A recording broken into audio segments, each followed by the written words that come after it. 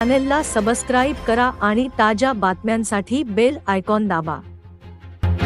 मोकाट कुत्र्यांचा बंदोबस्त करा अन्यथा महानगरपालिका आयुक्तच्या कार्यालयात आणून सोडणार एमआयएम पक्षातर्फे चेतावणी।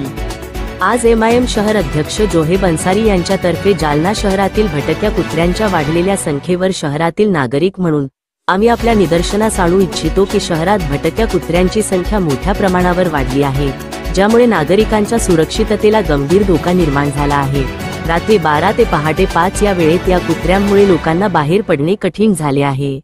अत्यावश्यक कामांसाठी किंवा रुग्णालयात जाणाऱ्या व्यक्तींना या कुत्र्यांच्या हल्ल्याचा सामना करावा लागत आहे। तसेच सकाळी लवकर मंदिरात किंवा मशिदीत जाणाऱ्या भाविकांना आणि विशेषतः एकट्याने शाळेत जाणाऱ्या लहान मुलांच्या जीविताला मोठा धोका निर्माण झाला आहे।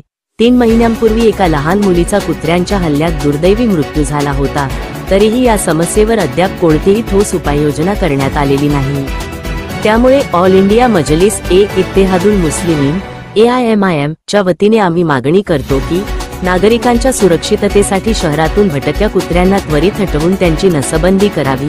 जर पुढील 10 दिवसांत महानगरपालिकेकडून यावर कोणतीही कार्यवाही झाली नाही तर AIMIM शहरातील सर्व नागरिकांच्या सहकार्याने सर्व कुत्र्यांना एकत्र करून महानगरपालिका कार्यालयात आणून सोडून देईल।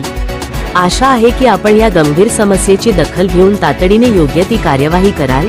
यावेळी अनवर मणियार, शेख आवेज, अकबर खान, सलमान पठाण, फारुख खान, तनवीर मोमीन, फैसल खान, इलियास मिर्झा, लाईक खान, शेख असलम, सलमान भाई यांच्यासह असंख्य कार्यकर्ते उपस्थित होते। लोक तुफान डिजिटल संपादक अशफाक पटेल।